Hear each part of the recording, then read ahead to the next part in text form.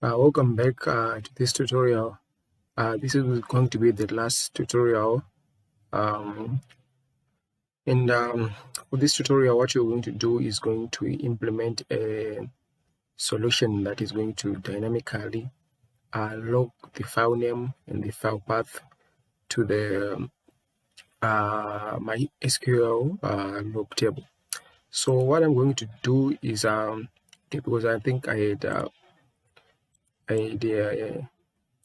inserted the record in here, this record here. So what I'm going to do is I'm going to truncate this table.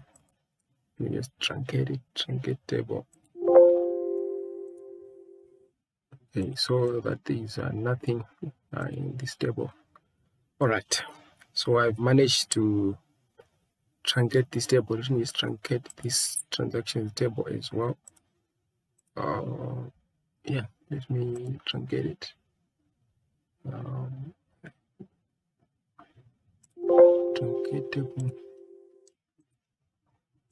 So there's nothing in this table as well. Just clear this out. Okay. So we've come a long way, guys, and I'm happy that this is going to be the last tutorial. And so to implement this solution, there are two ways we're going to go about it. There's a easier way and the other way. So I'm going to choose the easier way to do it. The other way is to implement to use a TDB input as well and write an SQL query that will get the file name and the file path. But I think this one is complicated, so I'm going to use the less complicated one. I'm going to use the T file properties component. So for the T file properties, let me just put it here. This job is going to be messy, but anyway, trigger on component. Okay. So for the current file, the file that we are going to use here is going to be the global variable from the T flow to iterate component. So what we want is the current file path. So we want the properties for this iteration. That is what we are referring to here. And from this, we're going to log the file to our database. So we're going to use, I think let me just drag it here so that it becomes. I'm going to use MySQL output as well.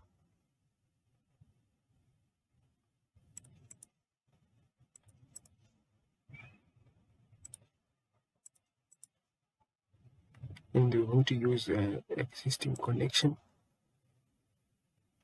And for the table,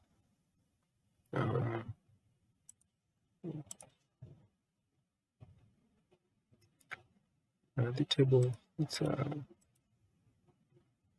select it from the log table, and the action on this table is insert, because we're inserting records from this T file properties. So we're going to edit schema here. So the schema is absolute path, directory name, base name, mod string size, m time string. But what we really want is just the absolute path and the base name. The base name is going to be the file name. So those are the properties that we want from this component. So what we're going to do here is we're going to edit the schema from this one, and we're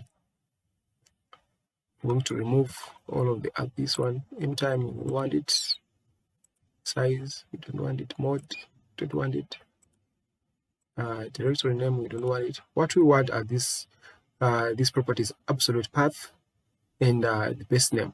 So from the T file properties, the output is going to be absolute path, but however within our database, the database column is not absolute path.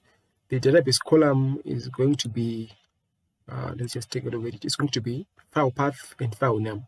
So we need to change here for absolute path is going to be file path, and here is going to be file name. And for the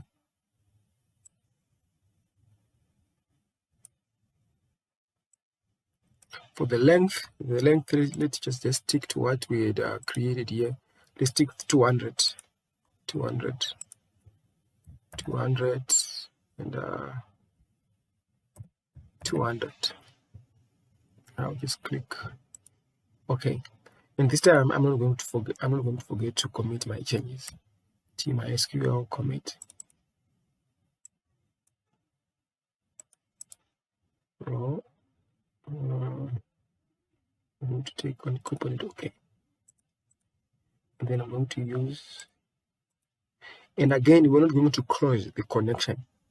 And this is going to be important. Please don't close the connection, because if you close the connection, the job will, maybe for the first iteration, it will run successfully. But however, for the next iteration, it will not run. Let's say that you have 3 files that have not been loaded. If all of these files have not been loaded, this means it will iterate each file one by one. So if we close the connection, this means that for the next iteration, this database connection is going to be closed, and the job will execute with errors. So I'm going to untick close connection here. So this means that our job is now complete. Let's run the job. Run job. I hope it's not going to return any errors out here. Okay, no, it doesn't matter here.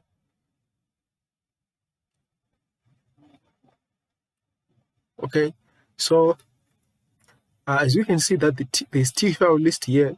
There are 3 executions finished. There are 3 files within the folder, and 3 rows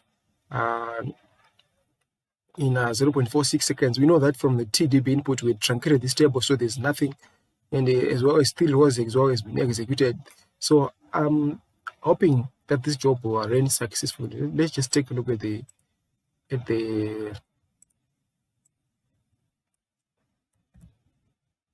so for the transactions table, let me run it. As you can see that we have transactions for 19, 20, and 21. Those are our 3 files. And for the log table now, you can now see that we now have 3 files within this table. So this means that if you come here again and run this job again, as you can see, there are 3 rows that have been returned from the TDB input here, and 3 rows have also been returned from the iterator flow, and there is nothing for the inner join rechecked. Why? Because all of the files have been loaded, and there's nothing to load. So this job is just going to finish its execution on the tjoin component. But if we add, let's try to add another file. Let's try to add another file. Just call it transactions 4. Copy and then paste it. I'm going to put 22 here. By the way, happy holiday, guys. It's almost Christmas, and it's got 22. I'm going to save it, but I'm going to save it as transactions 4. Put folder transactions 4. Now I'll save it, yes. But I'm going to delete this copy. So I now have 4 files in my input directory, and this means that if we run this job, what we are expecting is that the transactions, the file that is going to be run is transactions _4. All of these other files are already within our database, so we're not going to run them. So let me run this job again. Let me clear and run this job. As you can see, 4 rows have been returned from the iterator flow. That is the 4 files, 4 file names and in their file path. And from the TDB input, we have got 3 rows, and 1 row has been rejected, and that is the one that has been run from T file input delimited, and the file name has been loaded successfully. So if we come here to the log table, I expect to see that transactions are 4 record. As you can see now, the transactions 4 is now within our log table, and from the transactions, I'm going to expecting the 22 transactions. Transaction date for the transaction that occurred on the 22nd of December, they are within our database. So that's it for this tutorial, and I hope you learned how to implement this solution. See you soon for more tutorials and tricks in Talend and other BI solutions. Signing out.